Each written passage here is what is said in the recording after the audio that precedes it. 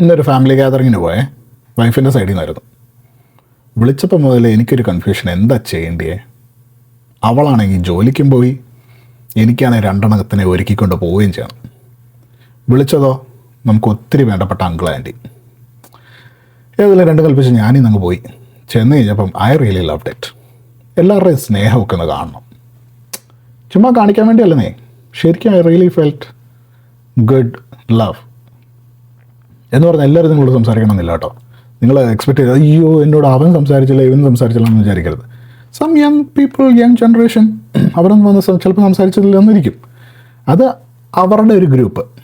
നമ്മൾ ഗ്രൂപ്പ് നോക്കാതെ നമുക്ക് വേണ്ടപ്പെട്ട ആൾക്കാർ ആരൊക്കെ ഉണ്ടോ, അല്ലെങ്കിൽ പ്രായമുള്ള ആൾക്കാർ കാണും, അവരോടൊക്കെ ഒന്ന് പോയി സംസാരിച്ച് അവരുടെ കുറച്ച് ജ്ഞാനമൊക്കെ കേട്ട് ഒക്കെ വരുമ്പം അവരോട് കാര്യങ്ങളൊക്കെ ഷെയർ ചെയ്യുമ്പോഴൊക്കെ നമുക്കൊരു നല്ലൊരു ഫീലിംഗ് ആണ്. അപ്പം ഞാൻ നിങ്ങളോട് പറഞ്ഞു വരുന്നത്, ഗൈസ്, ഇരുന്ന് അടിഞ്ഞു പോകരുത്. You know, get A social gathering. Not every time, once in a while. It feels really good.